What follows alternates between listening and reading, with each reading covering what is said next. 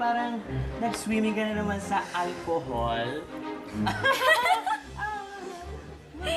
You're so funny talaga. Sis, you wanna join us?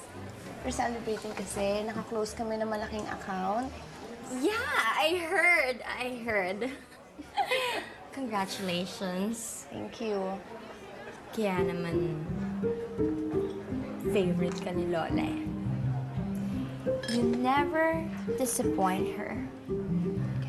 Bakit kaya masyado kang desperado sa atensyon ni Mommy tsaka ni Lola? Yes, I remember! Because you were once fat! Oh, sister, you better be careful, huh? Baka mamaya, tumaba ka ulit sa kakasama mo dito sa mga chubby friends mo. You know what? Alcohol can make you fat again. And that won't be good.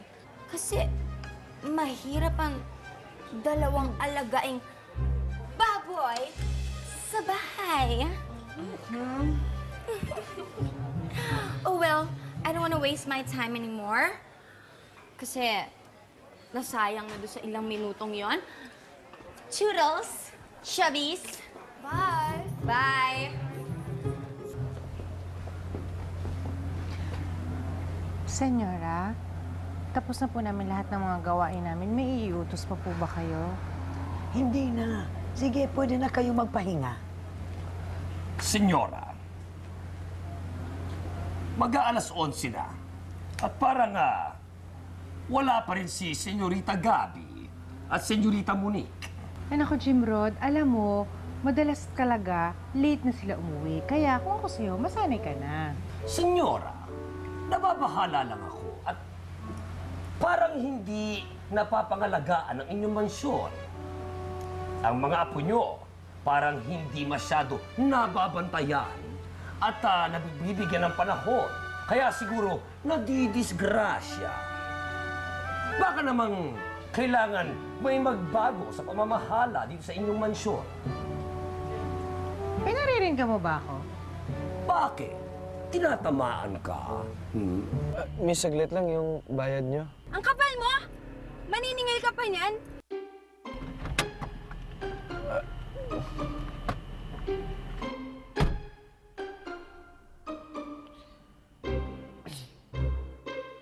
Bes, Ma'am Gabi, huwag mong papansinin yun, ha? Kung papansinin yung kapatid mong yun, ha? Inggit lang talaga sa'yo yun kasi mas mahal ka talaga ng lola mo kaysa sa kanya. Tama. hindi. Bes, mabuti pa, gantihan mo yung kapatid mo ng matahimik. Alam mo yon? Marasan pa. Kapag pinatulang ko yun, alam na mag-uwi sa lola. Uwi na lang ako. Uy, my night is ruined. Ihahatid na lang namin kayo. Oo nga. No, it's okay. No, it's okay. Kasama ko si Yaya Tabs. Magta-taxi na lang kami. Bye-bye. Bye. Ingat ha. You take care. Naisipin si Yaya Son. Tabs. Yaya. Okay, kainin niyo, ha? Hoy, ha? For your information, alagang-alaga sa akin si Miss Gabi at si Miss Monique. Talaga? Oo, at maayos kong nagagawa ang trabaho ko dito, kaya hindi mo ko kailangang patamaan. Teka. Ayoko ng gulo dito sa mansyon, ha? Ang gusto ko lahat ng staff dito sa mansyon, nagkakasundo. Ikaw, Jim Rod, ikaw ang head butler dito. Kung anong nakakabuti, gawin mo. Ikaw naman, Auring, alam ko nahihirapan ka na dito sa trabaho sa mansyon. Kaya nga pinabalik ko si Jim Rod para magtulungan kayong dalawa. So please lang, magkasundo kayo for my sake. Opo, senyora. Salamat, Senyora. Oh, hindi ko alam kung bakit lagi niya ako inaaway. Pansinin yun, inggit. Taxi! Taxi! Kinakaaway sa akin, lagi na siya nanggugulo. Nakakainis. Mama! Pakibukas! Pakibukas! Ano naman ito, taxi na? Mama! Ikaw na naman. You? Again?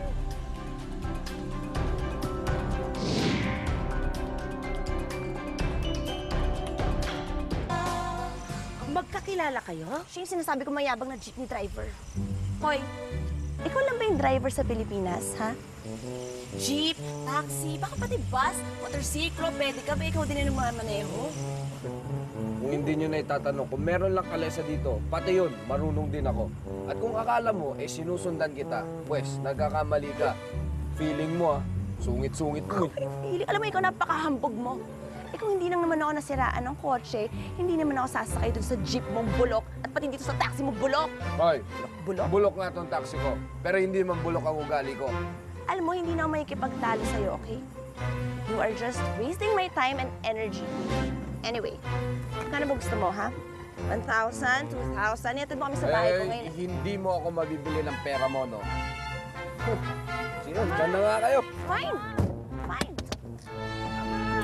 Yapang-yapang. Alis! Siya na naman. Ang dami-dami driver. Siya na naman.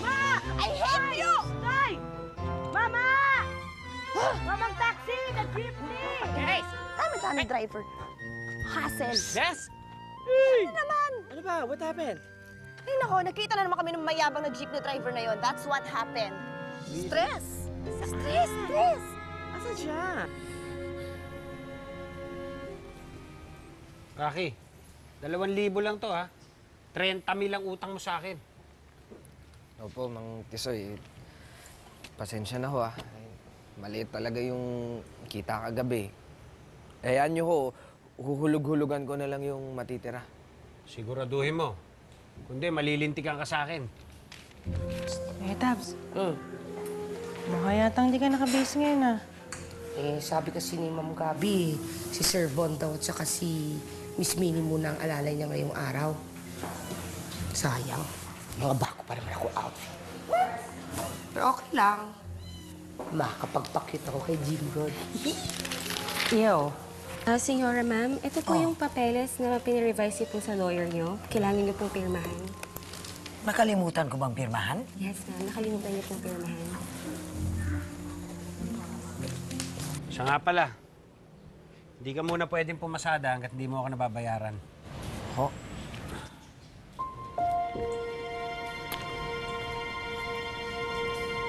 Rocky, Po, pasensya ka na ha. Ayaw talaga pumayag ng anak ko na hindi mo bayaran eh. Sabihin mo na rin sa lolo mo. ayos lang ho yun, Aling Mike. Ako naman ho talaga may kasalanan nun. Hulug-hulugan ko naman eh. Kayang-kaya yun.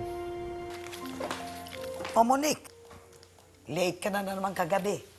O kaya tang napadalas yung mga ginagawa mo ngayon. Lola, kailangan ko naman libangin yung sarili ko. I'm so bored. Eh bakit hindi mo gayahin ng kapatid mo? You can manage one of our negosyo para at least matuto ka. Mama, alam niyo namang walang hilig si Monique sa negosyo. She wants to be a model. Model. Like mother, like daughter. Siya nga po pala, salamat doon sa pinadala niyo sinigang kagabi ah. Ang sarap po. Nagustuhan niyo? Opo. Ang lolo mo, nagustuhan niya? Siyempre. Mamayang gabi, padadalang ko naman kayo ng adobo. Naku, Aling White, huwag na ho. Nakakaya eh. Ano ka ba? Alam ko naman mahilig kayo sa adobo. Senyorita Gabi, si Sir Von. Good morning, everybody! Hi. Wow, you look so groovy and beautiful as ever! Thank you. Hi, Vaughn. Good morning. I like your outfit. Very nice.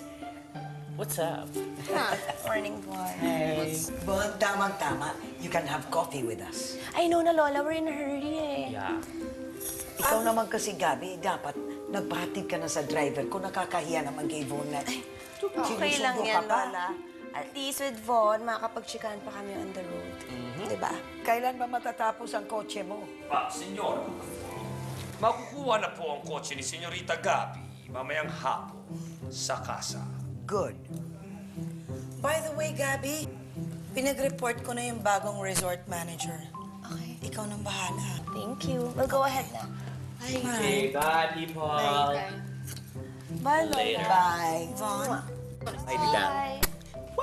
take care. Bye. Careful.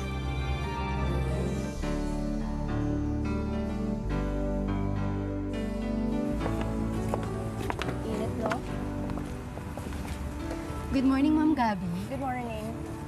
Ay, na-fax mo na ba yung proposal kay Mrs. Serena? Yes, ma'am. Tapos ko na po. Yung kay Miss Bermudez, na-email niya na ba yung list ng guests? Yes, ma'am. Tapos ko na po lahat. Okay, that's good. Ay, yung general manager, nandito na ba? Yes, ma'am. Nag-report na po yung bagong general manager natin. Asa na siya? Ma'am, nasa pool area lang po. Gusto niyo pong tawagin ko po siya? Ninang, kami na lang pupunta. Okay, ma'am. Thank you po. Grabe, parang silang kambal, no? Naku, Marcy, mabuti naman kumuha ka ng bagong GM, no? Correction. Hindi ako yung kumuha sa kanya. Si Tita Arceli yung nag-hire ng general manager na yan. At saka, kung ako naman yung tatanungin, hindi ko na kailangan ng GM. I can handle everything by myself. Ano ka ba, Gabby? Okay na rin yun. Para hindi ka masyadong haggard sa work mo. Okay. Mabuti pa, kilatisin natin yung bagong GM. Hanapin natin. Let's go. My mind.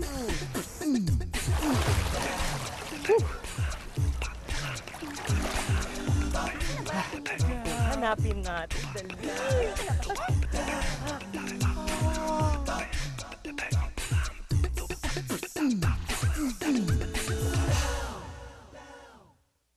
Susunod sa My Driver, Sweet Lover. Pressured na si Rocky. Malaki-laki pa ho yung babayaran ko utang sa kanya, Lloyd.